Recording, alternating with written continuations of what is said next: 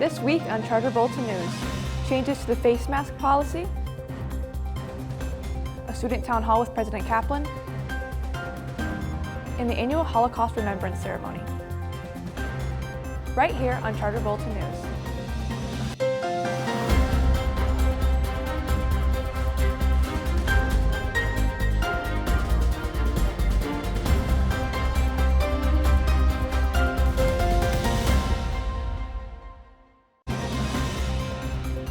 Hello and welcome to Charter Bulletin News. I'm Jada Maribel. And I'm Kayla Muchler. We're here to give you the latest news on campus. Let's get into this week's stories.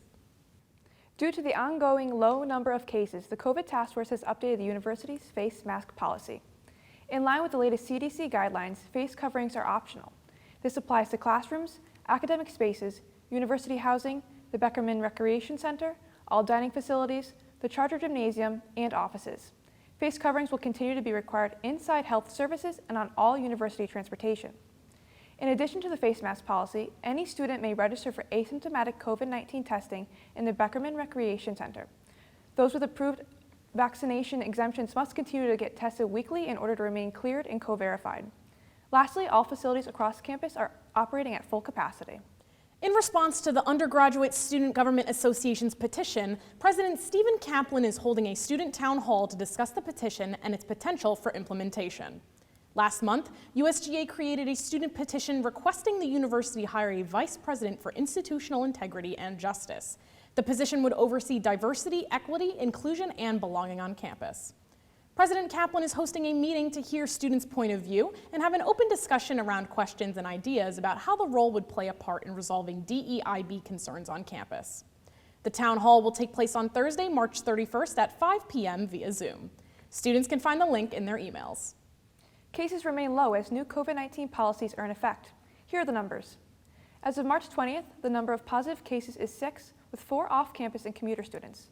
Please remember that only individuals who are unvaccinated or partially vaccinated are required to participate in weekly COVID-19 testing. Faculty cases remain at 1, and the number of students tested this week was 7.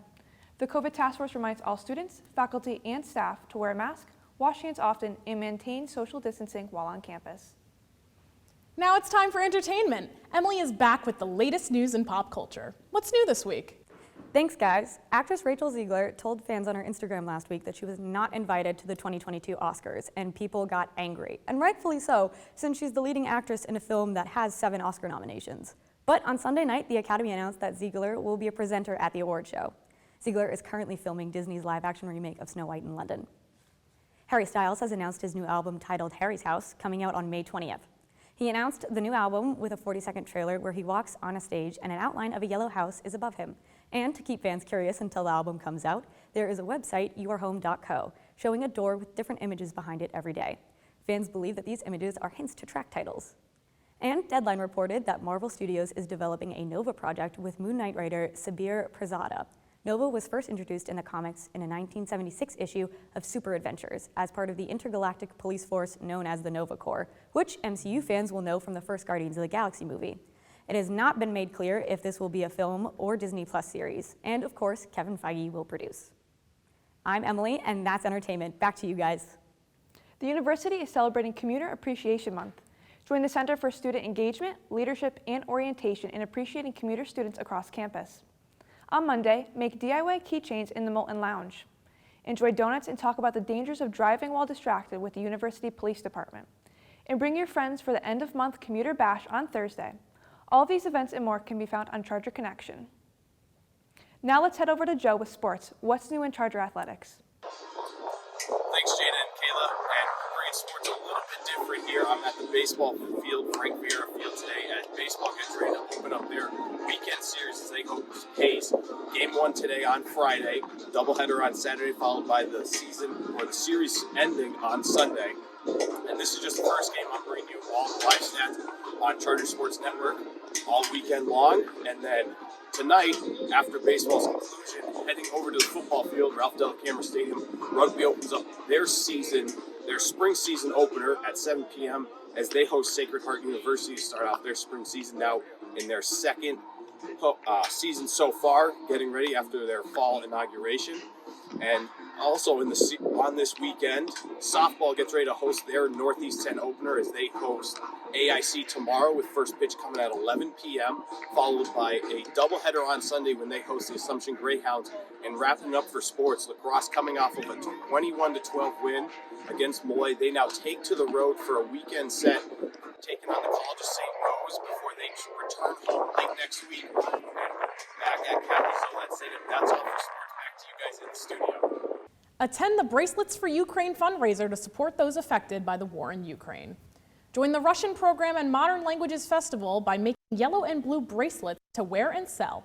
Bring your friends and watch the award-winning Ukrainian documentary, The Babushkas of Chernobyl. The fundraiser will be held on Tuesday, March 29th from 4:30 to 6 p.m. in Kaplan Hall, room 107.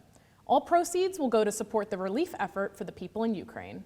An in-person ceremony is back for the university's annual Holocaust Remembrance event.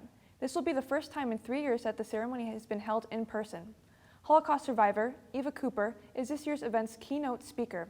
The university will also present a tribute to Raoul Wallenberg, a Swedish diplomat who led one of the most extensive and successful rescue efforts during the Nazi era. The 18th annual Holocaust Remembrance ceremony will be held on Tuesday, April 19th at 3 p.m. in Bucknell Theater by Dodds Hall. Are you interested in student leadership and want to make changes at the university? Apply to become a leader for the Undergraduate Student Government Association. Senator and Executive Board applications for the 2022-2023 academic year are now open. Apply for a position and advocate for your peers. Each application covers basic things like your name, GPA, and why you want to apply. The timeline for USGA elections is in each application description. Applications are due on Sunday, April 3rd at midnight. Students can find the submission form in their email or on Charger Connection. Email the USGA Executive Assistant with any questions. Well, that's all the time we have this week. You can check out the latest edition of the Charger Bulletin newspaper on chargerbulletin.com or in newsstands around campus. Stay up to date by following us on social media at Charger Bulletin. Check out our link tree for the Charger Bulletin magazine and our brand new podcast, Behind the Bulletin. Thanks for tuning in. I'm Jada Maribel. And I'm Kayla Muchler. We'll see you next time on Charger Bulletin News.